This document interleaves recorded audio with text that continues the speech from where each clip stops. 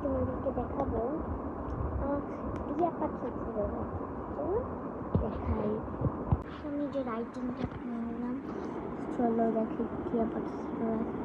প্রথমেই দিলাম একটা গোল, তারপরে এরকম করে একটা লাভ শেপের মতো দিয়ে এরকম দিয়ে দিতে হবে।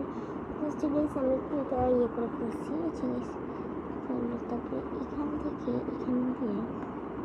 আবার এখানে দিতে হবে। দেওয়ার পর তার পাগুলি এঁকে নিতে হবে। তারপরে এরকম করে একটা গাছের ডাল আঁকতে হবে, যেগুলোতে তারা দাঁড়ায় থাকে। এরকম দিয়ে নিতে হবে, কারণ এটা গাছের ডাল। তারপরে এগুলো পাখা, তারপর চোখ অ্যান্ড ঠোঁট দিয়ে নিলাম। দিয়ে দেওয়া শেষ হলে একটা লম্বা একটা সিদ্ধি আঁকতে হবে। আঁকার পরে এরকম হয়ে দিতে হবে। এই হয়ে গেলাম টিয়া পাখি। তোমাদের কাছে কিরকম লাগলো অবশ্যই কমেন্ট করে জানাবে। কিরকম লাগলো টিয়া পাখি আর কি আঁকবো প্লিজ কমেন্ট করে। বাই।